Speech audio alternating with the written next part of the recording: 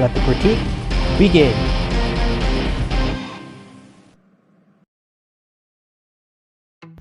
The Nutty Professor was a 1963 comedy film starring Jerry Lewis, who also wrote the screenplay and directed the film.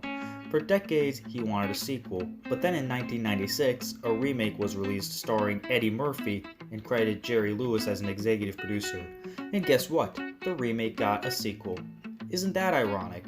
But the main focus of this video is the original. It was meant to be a parody of Robert Louis Stevenson's Strange Case of Dr. Jekyll and Mr. Hyde. Jerry Lewis is a clumsy university professor whose experiments are highly disastrous. When one of his students bullies him, he decides to beef up so he can stand up to the bully, but could never do good at the gym. He then decides to use chemistry to create a serum to help him with his issue. That serum makes him a suave, hunky dude who calls himself Buddy Love. He seeks the love of one of his students, Stella, but the formula would often wear off at the most inopportune times, much to Lewis's humiliation, but luckily he is able to escape that awkward situation before anyone could figure him out. That's what makes this film funny, the fact that he finds himself caught off guard but somehow manages to pull himself together and avoid making the matter worse on himself. Not only that, the dialogue is very cleverly put together. It's a great choice of words. Although I did pay mind to the story, what I liked more is Jerry Lewis' sense of humor. Even his voice when he's the regular professor makes me laugh. He sounds almost like Popeye or one of those classic cartoon characters. When the film doesn't use dialogue to make the comedy, usually it's visual gags or pretty much anything to deceive your senses.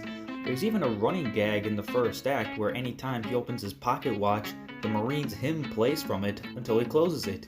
The joke is only done 3 times, yet follows the rule of threes in terms of comedy, which means it's thankfully not one of those gags that lasts throughout the whole movie.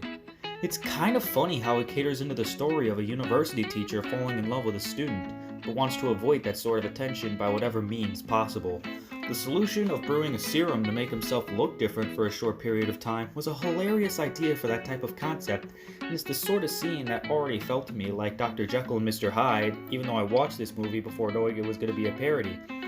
As I've already mentioned, in 1996, a remake of the film came out, and then in the year 2000, the remake got a sequel.